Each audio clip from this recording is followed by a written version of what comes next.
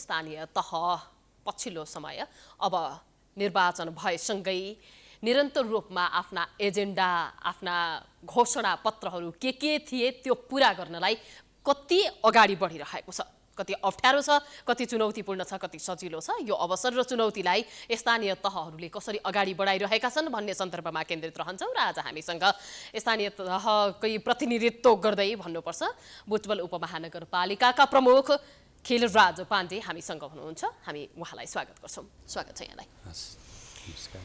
अब पछिल्लो समय सरकारले सम्पत्ति विवरण बुझाउनुपर्छ, छिटोभन्दा छिटो तोकिएको समयमा बुझाइयोस् भनेर एउटा फारम आह्वान गरिसकेको अवस्था रहेको छ।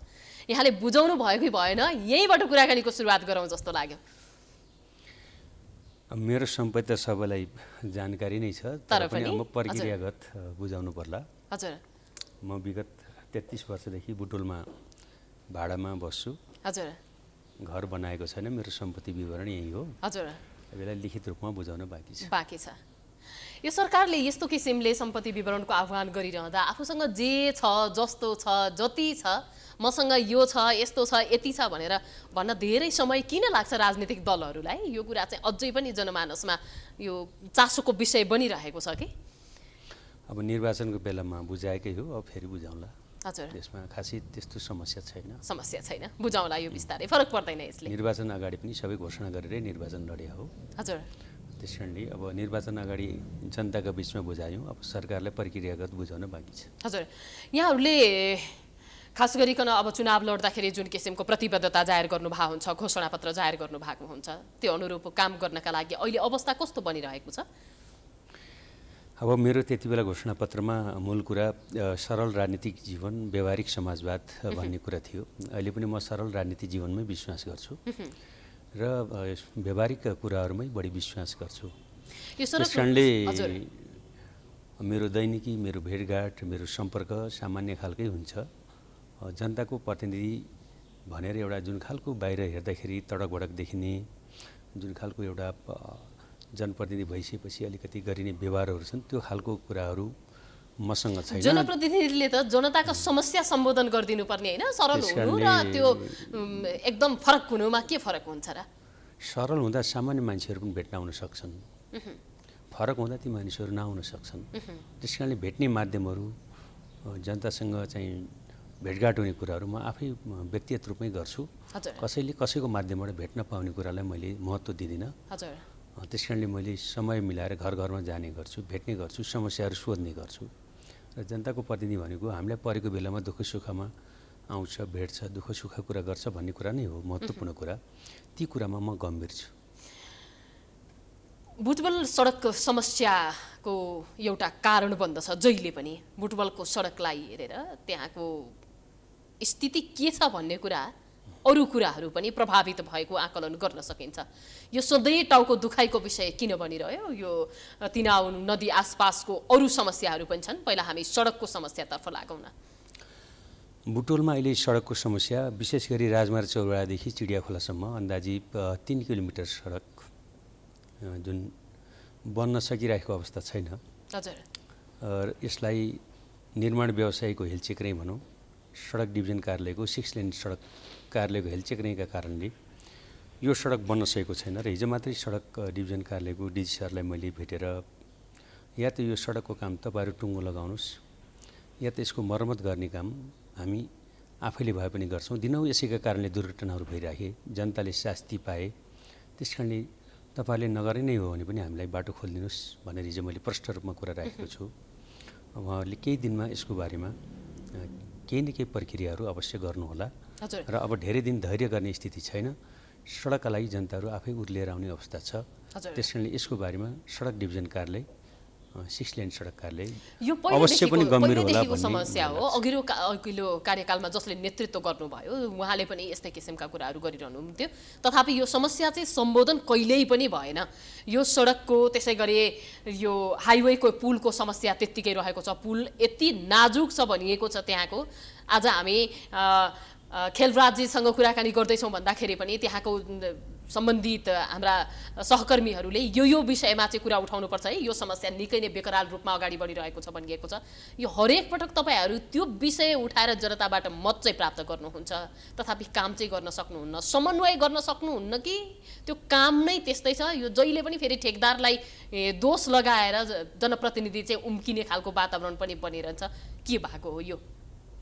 होइन, सामान्य तरिकाले तपाईँले पनि सामान्य हिसाबले के बुझ्नुहुन्छ भने टेन्डर प्रक्रियामा गएर ठेकदारले बनाउने काम सुरु गरिसकेपछि कि त रकमको अभाव भयो भन्नु पर्यो, त्यो पनि देखिँदैन। अब ठेकेदारहरूको त जहिले पनि गुनासो छ नि, हामीलाई सम्बन्धित ठाउँबाट पैसै प्राप्त हुँदैन, हामीले काम गर्न सक्ने स्थिति छैन भनेर भनिरहेका छन् नि उनीहरू त। नै, मैले सडक विभागमा कुरा गरेको छु, पैसाका कारणले रोकिएको छैन, ठेकदारको लापरवाहीको कारणले रोकिएको छ।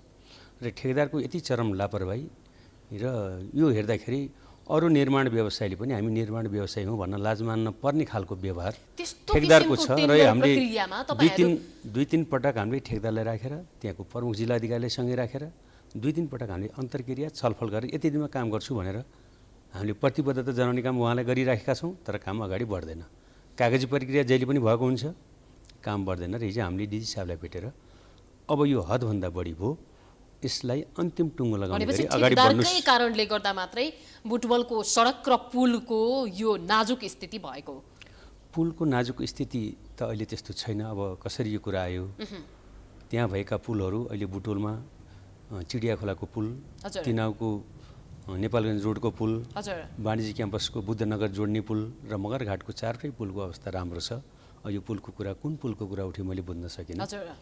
तर बाटोको अवस्था दुरावस्था छ र बाटो त्यहाँ पुगिसकेपछि बाटोको दुरावस्थाले बुटोल आयो भनेर जानिन्छ।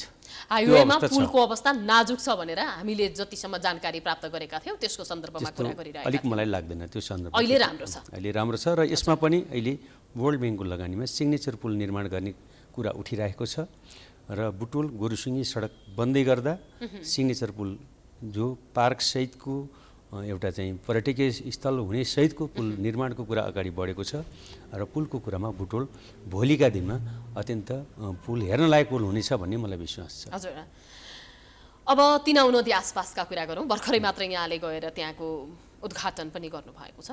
यो डुबान अनि तिलोतम्मा नदीले जुन किसिमले चाहिँ प्रभाव पारेको छ तिलोतम्मा र तिनाउ नदी, सम्भवतः दुई नदीका आसपासमा रहेका बस्तीहरू निकै नै जोखिममा हुने गर्छन्। हरेक वर्ष उनीहरूको जोखिमका लागि भनेर हामी यो किसिमको कार्यक्रम ल्याउँछौँ भनिन्छ, तथापि त्यो डर त्रासमा सर्वसाधारण रहन बाध्य छन्। यो के कारणले गर्दाखेरि यो हरेक वर्ष? बुटोलका मूल समस्यातिर म प्रवेश गर्छु। बुटोलको मूल समस्या अहिले ज्योतिनगर पहिरोको समस्या हो, बाटो पछिको दोस्रो समस्या। ज्योतिनगर पहिरोको कारणले झन्डै 350 घर विस्थापित हुने अवस्थामा छन् र त्यसलाई हामीले पाल्पाको डाँडाबाट गाडी लगेर स्क्याभेटर लगेर हामीले त्यो डाँडा कटान गरेर पानी पाल्पातिर डाइभर्ट गरेका कारणले अहिले ठुलो क्षति हुन पाएको छैन। तर यसको भरपर्दो उपाय यो पनि होइन। यो फेरि कुनै बेला कति बेला दुर्घटना हुने र त्यो पहिरो खस्ने हो। पुरै झन्डै तपाईँको 500-700 मिटर जति पुरै भूस्खलन भएको छ, चिरा परेको छ र त्यो कति बेला खस्ने हो।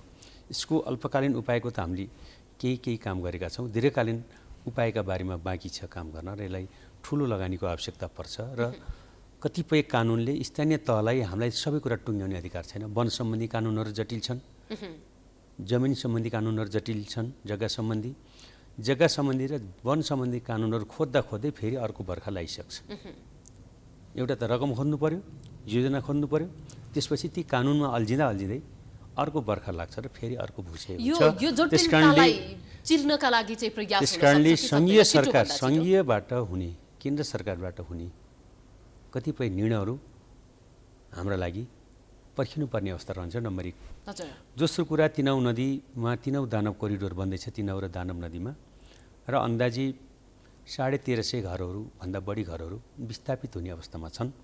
हिजो त्यो योजना प्रारम्भ गर्दाखेरि यी घरहरू हटाउनु पर्ने कुरा त्यहाँ कहीँ पनि उल्लेख गरिएन र त्यो 1350 घरहरू कहाँ व्यवस्थापन गर्ने भन्ने बारेमा योजनासँग नजोडिएका कारणले, योजनाले यिनलाई क्षतिपूर्ति दिने हो, यिनको कहीँ व्यवस्थापन गर्ने हो भन्ने बारेमा त्यो कुरो टुङ्गो नलागेका कारणले अहिले थप समस्या स्थानीय तहलाई भएको छ। योजनाले भन्दछ बाटो बनाउने ठाउँ खाली गरिदियो भन्छ, हामीले भन्छौँ उहाँहरूको पनि व्यवस्थापन हुनु पऱ्यो र यो ठाउँ खाली हुन्छ। हजुर यो कुराको अहिले छलफल चलिरहेको छ र उहाँहरूको व्यवस्थापन भएपछि यो योजनाको पनि बाँकी काम टुङ्गो लाग्छ। कति समयसम्ममा चाहिँ यो व्यवस्थापन हुन सक्छ? अहिले बुटोलमा विशेष गरी जग्गाको समस्या छ। हजुर जति पनि जग्गा छन् कि त तिनौ नदी किनारमा छन् त्यो पनि पर्याप्त छैन। बाँकी जग्गा सामुदायिक वनभित्रका जग्गा छन्। वनको जग्गा प्राप्ति गरेर त्यहाँ 1300-1400 घर स्थापित गर्ने अवस्था छैन र बाँकी जग्गा कहाँ खुन्ने भन्ने बारेमा एकै ठाउँमा जग्गा प्राप्तिका समस्याहरू छन्। हजुर त्यस कारणले हामी निर्वाचित भएर आएको झन्डै 3 महिना हुन लाग्यो। हजुर यो 3 महिनामा 1500 जति घरका लागि जग्गा व्यवस्थापन गर्ने कुरा चुनौतीको कुरा हो र अहिले यो यहाँ तत्कालै बोलेर जग्गा यहाँनिर छ अब टुङ्गो लाग्छ भनेर खोजी नै नभएको जग्गाका बारेमा छलफल गरेर त्यति उपयुक्त नहोला। यो भूमिहीनलाई जग्गा दिने भन्ने कुराहरू थियो जुन भूमिहीनको कुरा गर्दैछैन। तिनौ दानव करिडोरबाट विस्थापित जो सडक बन्दैछ ती सडकबाट विस्थापित हुनेलाई कहाँ राख्ने त? एउटा सडक बन्दै गर्दा तिनका घर त जान्छन्। ती घर जानेहरूको लागि स्थान कहाँ राख्ने, उनीहरूको व्यवस्थापन कसरी गर्ने भन्ने अहिले ठुलो चुनौती छ। हजुर र उनीहरूलाई त्यो ठाउँबाट हटाउँदै गर्दा उहाँहरूको व्यवस्थापन नगरिकन हटाउने स्थिति छैन। त्यस कारणले त्यो हटाउनका लागि अर्को जग्गा उहाँलाई नदिइकन कहाँ कसरी हटाउने यो कुराको छलफलमा हामी छौँ। उहाँलाई जग्गा दिएर मात्रै त्यो व्यवस्थापन हुन सक्छ। व्यवस्थापन चाहिँ कसरी गर्ने त? अब यो समस्या त तपाईँले भनिदिनु भयो, उनीहरूले पनि देखेका छन्, विभिन्न किसिमले अरूले पनि थाहा पाएका समस्या हुन्छन्। समस्याको समाधान गर्नु चाहिँ जनप्रतिनिधिको अधिकार यो जिम्मेवारी। डिपिआर गर्दै सङ्घ सरकारले यसको चाहिँ योजनामा नराखेका कारणले केन्द्र सरकारले एउटा कार्यक्रम ल्याउँछ डिपिआर गराउँछ तर तलको हेर्दैन। अहिले मोतीपुर औद्योगिक क्षेत्रमा नक्सा बनाइयो अन्दाजी 800 बिघा मोतीपुर औद्योगिक क्षेत्रका लागि। मेरो कुराको पक्नुहोस् है 1 मिनट। मोतीपुर औद्योगिक क्षेत्रमा अन्दाजी 800 बिघा जग्गा भनेर आकलन गरियो तर त्यहाँ झन्डै 250 बिघा जनताको 2026 सालदेखि हकभोक गरेको लाल पूर्जा भएको जग्गा परेको छ। अब काट्नु बसेर नक्सा बनाएर स्थानीय तहमा समस्या खडा गरेर हुन्छ? स्थानीय तहमा छैन, समन्वय हुँदैन। स्थानीय तहलाई अधिकार भन्ने अधिकार जति केन्द्रबाट अड्कलमा प्रयोग गर्ने, चाहे यो तिनौ दानव करिडोरका बारेमा होस् चाहे मोतीपुर औद्योगिक क्षेत्रका बारेमा होस्, यी त्रुटिहरू देखियो। बुटोलमा 2टा उदाहरण देखिने गरी उदाहरण छन् कि तिनौ दानव करिडोरमा अन्दाजी 1500 घर हटाउनु पर्नेछ भने तिनको व्यवस्थापनको एउटा शब्द लाइन राखिदिएको भए त्यसका योजनासँग अरू कुराहरू मुआवजाका कुरा जोडेर आउँथे, क्षतिपूर्तिका कुरा जोडेर आउँथे नि। मोतीपुर औद्योगिक क्षेत्रमा जनताले 26 सालदेखि हकभोक गरेको तिनै जनताले जोगाएर राखेको जग्गा, ती जनताले त्यो जग्गा कब्जा गरेको भए त आज त्यो जग्गामा औद्योगिक क्षेत्र बन्ने ठाउँ त रहन्थेन नि। जुन जनताले जग्गा बचाएर राखे उनीको सम्पत्ति खोजिदिने केन्द्रले, यो भन्ने अन्याय कहाँ हुन्छ? त्यस कारणले त्यहाँका जनताहरू आक्रोशित छन् यो विषयमा र यसैको लागि अहिले मैले बालाजी औद्योगिक क्षेत्रको डिसिसरलाई छलफल गरौँ भनेर प्रस्ताव राखेको छु। यसका बारेमा पनि कुरा चल्दैछ। सडकको बारेमा हिजो कुरा गऱ्यौँ। यो हुन सम्भव छ? सम्भव छ छैन हामीले त यो त समाधान गर्नैपर्छ। समाधान नगर्दा योजना फिर्ता हुन्छ। योजना फिर्ता गर्ने अवस्था पनि छैन। समाधान गर्नुपर्छ र समाधान गर्नु हाम्रो दायित्व हो। मिलाउँदाखेरि स्थिति पनि बन्न सक्ने जस्तो यहाँले कुरा गर्नु भएको छैन। फेरि कसरी समाधान हुन्छ? यो त यस्तै चुनौतीका बिचमा काम गरेर जाने हो। सजिलो हुने भए त सबैले गरिहाल्छन् नि। यिनै चुनौतीका बिचमा जनप्रतिनिधिले काम गरेर आफूलाई स्थापित गर्ने हो। जनता कामहरू गर्नु नै हाम्रो दायित्व हो। यी कामहरू अहिले उठेका चुनौतीका बिचमा हुनेहरू र भूमिहीनहरूले भनेपछि ठाउँ पाउँछन् अब छिटै नै?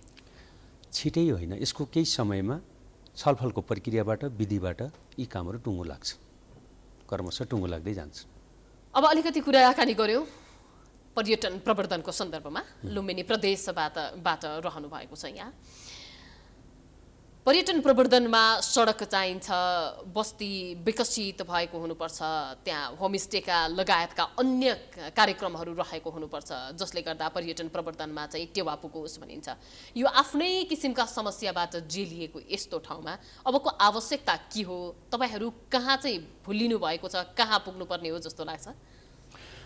पर्यटनका बारेमा बुटोल 1 करोड 10 लाख वर्ष अगाडि रामापिथिकसको अस्थिपञ्जर प्राप्त क्षेत्र हो। अवश्य पनि पालपाली सेनवंशी राजाहरूको ग्रीष्मकालीन दरबार रहेको क्षेत्र हो। नेपाल र अङ्ग्रेजको युद्धमा नेपालले 2 ठाउँमा विजय प्राप्त गरेको सिन्धुलीगढी र जितगढी, बुटोलको जितगढी। जितगढीबाट हामीले युद्ध नजितेको भए सायद सुगौली सन्धि पनि हुन्थ्यो कि हुन्थेन, नेपालको सिमाना कहाँसम्म खुम्चिन्थ्यो। आज लुम्बिनी हाम्रा बिचमा रहन्थ्यो कि रहन्थेन, त्यहाँबाट हामीले यसलाई बुझ्न जरुरी छ। त्यस कारणले इतिहासको यो कालखण्डलाई अहिलेका विद्यार्थीहरूले, अहिलेका युवाहरूले र अहिलेको जेनेरेसनले यो अध्ययन गर्न जरुरी छ र सेन वंशीहरूको वैभवशाली राज्य पनि पाल्पादेखि लिएर अवधसम्म र पूर्वमा सिक्किमसम्म थियो र पछि छोरावाला अंश लाउँदाखेरि यो खुम्चीको राज्य हो। त्यस कारणले बुटोल आफै पनि एउटा बुझ्नुपर्ने इतिहास भएको ठाउँ हो र हाम्रा बाबुबाजेहरू पहाडबाट नुन बोक्न आउने, घिउ बेच्न आउने, नुन बोकेर जाने एउटा इतिहासको कालखण्डको पनि बजार हो, पुरानो बजार हो र अहिले पनि पूर्व पश्चिम राजमार्गको मध्यभागमा उत्तर दक्षिण अहिले त्यहाँबाट जुन सडक बन्दैछ मुक्तिनाथसम्मको लागि, यो सडक बिचको खण्डबाट कालीगण्डकी कोरिडोर भएपछि झन्डै 8-9 घण्टामा बुटोलबाट मुक्तिनाथ पुग्न सकिने बाटो बन्दैछ। भनेपछि बुटोलबाट तिब्बतसम्मको यात्रा पनि सरल बन्दैछ। पूर्व पश्चिमको यात्राको लागि पूर्व लोकमार्ग छँदैछ, अन्तर्राष्ट्रिय एयरपोर्टसँगै जोडिएको नजिकै छ, हाम्रा बिचमा हाम्रो चाहिँ गौरवशाली लुम्बिनी छ। भनेपछि बुटोलको जुन खालको पर्यटकीय क्षेत्रको लागि अहिले दुईवटा चाहिँ केबल कार बन्दैछन् नुवाकोट र बसन्तपुरमा, र भारतको चाहिँ तपाईँको बनारसदेखि लिएर गोरखपुरदेखि लिएर सबै चाहिँ त्यो भेग र भूगोलका मान्छेहरू पहाड हेर्न र चाहिँ पहाडको अवलोकन गर्न आउने ठाउँ भनेको बुटोलै हो, नजिकको क्षेत्र। त्यस कारणले इतिहासका कारणले पनि, पर्यटकीय क्षेत्रका कारणले पनि र पर्यटकीय अरू कारणले पनि बुटोलको पर्यटकीय क्षेत्र, गन्तव्य क्षेत्र भोलि भविष्य उज्यालो छ। यसका लागि हामीले साबिक बुटोल 2016 सालमा नगरपालिका घोषणा भएको पारी बटौलीलाई हामीले पर्यटकीय गन्तव्यको स्थल बनाउँदैछौँ र त्यसलाई हामीले अहिले जितगढी किल्लालाई हामीले जितगढी किल्लाको हामीले चाहिँ व्यवस्थापन गर्दैछौँ। फुलबारी पार्कलाई हामीले एकदम फुलबारी पार्क बुटोलको गौरवको पार्क बनेको छ र त्यहीँबाट चाहिँ हामीले केबल कारको निर्माण भइरहेको छ र त्यहाँ चाहिँ केही चाहिँ कामहरू डिपिआरका कामहरू पनि भइरहेका छन्। त्यसलाई पुरानो परम्परागत बजारलाई कसरी बचाउने भनेर यसको कामहरू सुरु भइरहेको छ। यथेष्ट मात्रामा बजेटहरू सबै छ यहाँहरूसँग यो वर्षका लागि भनेर यथेष्ट त बजेट हुँदैन। यथेष्ट बजेट स्थानीय तहको बजेट, बुटोलभरिको बजेट एउटा वार्डले माग गरेको जेनाभित्र खर्च गऱ्यौँ भने पनि पुग्दैन। यथेष्ट भन्ने हुँदैन। हामीसँग भएको बजेटलाई हामीले सक्दो सदुपयोग गर्दैछौँ। अब कुरा गरौँ नेपाली काङ्ग्रेसको सम्बन्धमा। यहाँ नेपाली काङ्ग्रेसकै नेता पनि हुनुहुन्छ र काङ्ग्रेसले अभिमुखीकरण कार्यक्रम गर्दै गर्दा काठमाडौँ आइपुग्नु भएको छ। यो कार्यक्रम फलदायी हुँदैछ या कस्तो हुँदैछ, यसबारेमा जानकारी गराउनुहोस् न थोरै। अभिमुखी कार्यक्रम हाम्रो लागि आवश्यक थियो। हामीले काम गर्दै गर्दा के कामहरू गर्न उपयुक्त हुन्छन्, के कार्यक्रमहरू मूल एजेन्डा हुन सक्छन्। हरेक स्थानीयताका आफ्ना फरक ढाँचा शैली हुन्छन् र त्यसमा प्रायोरिटी के हो, हामी कुन कुरामा गम्भीर हुनुपर्छ र हामी आज जसरी निर्वाचित भएर आएका छौँ, हामीले भोलि चाहिँ 5 वर्षपछि यो हस्तान्तरण गर्दै गर्दा हामी कति सजग हुनुपर्छ भन्ने बारेमा अत्यन्त जिम्मेवार खालको चाहिँ हामीलाई प्रशिक्षण थियो। यो प्रशिक्षण हाम्रो लागि फलदायी भयो। यो अघिल्लो चुनावमा शिवराज सुवेदीसँग झन्डै 24-2500 मतले तपाईँ पराजित हुनुभएको थियो। यो पटक तपाईँलाई चुनेका जनताले अब तपाईँको कार्यकालबाट के प्राप्त गर्छन् भन्ने कुरा चाहिँ हाम्रो आजको विशेष कुराकानीको चुरो कुरो भनिन्छ नि, त्यो कुराकानी रहनेछ। मलाई जानकारी गराउनुहोस् न एकदम संक्षेपमा, अब के प्राप्त गर्छन् बुटवल उपमहानगरपालिकाका वासीले? बुटवललाई हामीले देशकै सबल आर्थिक केन्द्रका रूपमा रूपान्तरण गर्न चाहन्छौँ। अहिले पनि शिक्षा र स्वास्थ्यका कुरामा हामीले फरक ढङ्गले जाँदैछौँ। शिक्षाका कुरामा हामीले अहिले बुटवलको महिला तथा बालबालिका अमदा होस्टेलमा प्यारामेडिकलको विषयहरूलाई स्थापित गर्दैछौँ र बिटिआईमा हामीले अहिले सिभिल डिप्लोमा तहको कोर्स सुरु गरेका छौँ र त्यसमा इन्जिनियरिङ कलेजका रूपमा बिटिआईलाई रूपान्तरण गर्दैछौँ भने बुटोलमा झन्डै 400 को सङ्ख्यामा रहेको बुटोल अटो भिलेजमा ब्याचलर तहको अटो इन्जिनियरिङ कलेज बनाउने भनेर हामीले प्रक्रिया सुरु गर्न थालेका छौँ भने त्यहाँको सेमिनारमा बिएससी एजी पढाइका लागि हामीले सुरु गर्न थालेका छौँ। शिक्षा, स्वास्थ्य र रोजगारका कुरामा र मूल गरेर गृहिणी महिला रोजगार कार्यक्रम, जो दिदीबहिनीहरू आफ्नो नोकरी पनि छैन, व्यवसाय पनि छैन, उहाँहरूलाई के गर्ने त? उहाँहरू पनि कुनै न कुनै सिप सिकेर उहाँहरू पनि रोजगारसँग जोडिने र उहाँहरूले चाहिँ रोजगारबाट आय आर्जनको काम गरेर उहाँहरूको समुदाय बनाएर उहाँहरूलाई आय आर्जनमा पनि अगाडि ल्याउने, सिप सिकाएर पनि अगाडि ल्याउने र समितिहरू बनाएर उहाँलाई राजनीतिमा पनि अगाडि ल्याउने। यसरी महिलाहरूलाई अग्रणी स्थानमा ल्याउनका लागि गृहिणी महिला रोजगार कार्यक्रम हामीले यो नीति कार्यक्रम र बजेटमा स्थापित गरेका छौँ। अहिले हामीले केही विषयमा करको दायराहरू घटाएका छौँ। घरबाल कर, सम्पत्ति कर, फोहोर मैला व्यवस्थापन कर, ई रिक्सा करदेखि लिएर जुन हाइवेमा जति पनि बाटोले समस्या पारेका छन् त्यो क्षेत्रको करहरूमा हामीले केहीमा 6-7 वटा विषयमा करहरू घटाएका छौँ। यसै गरी हामीले बुटोलको चाहिँ वार्ड नम्बर 14 देखि 19 लाई ग्रिनल्यान्ड सिटीका रूपमा रूपान्तरण गर्न खोजेका छौँ र त्यसै क्षेत्रमा मोतीपुर औद्योगिक क्षेत्र पर्छ र त्यसै क्षेत्रमा देशको सबैभन्दा ठुलो कृषि व्यावसायिक केन्द्र स्थापित गर्दैछौँ 2.5 अरबको लगानीमा नेदरल्यान्ड सरकारको सहयोगमा।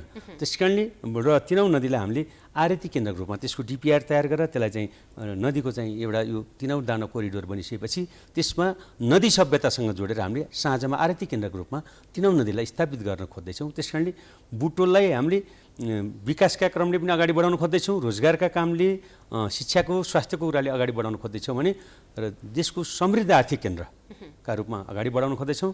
र हामीले एउटा यो महिला रोजगारका लागि, महिला सिप तालिमका लागि र यसको चाहिँ उत्पादनका लागि र बिक्रीका लागि हामीले दाताहरू खोज्दैछौँ र हामीले सक्यौँ भने झन्डै 1 लाख महिला दिदीबहिनीलाई यसमा स्थापित गर्न खोजेका छौँ।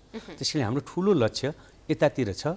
अब यो कहाँनिर कहाँबाट सम्भव हुन्छ यसको खोजीका क्षणमा छौँ। हाम्रो थोरै बजेटले यो त खालि सुरुवात मात्रै हुनसक्छ, हजुर, तर यसको पुरा लक्ष्यमा पुग्न हामीलाई अरूको पनि सहयोग जरुरी छ। हजुर, यो कार्यकालमा यहाँले जति सक्नुहुन्छ त्यति काम गरिदिनु होला। अघिल्लो कार्यकाल सम्हाल्न पाउनु भएको थिएन। यो कार्यकालका लागि शुभकामना यहाँलाई। हस्, यहाँलाई पनि धन्यवाद मेरा विचारहरू राख्न दिनुभएकोमा, र सबै श्रोताहरूलाई पनि धेरै धन्यवाद यो चाहिँ मेरा विचारहरू सुनिदिनु भएकोमा।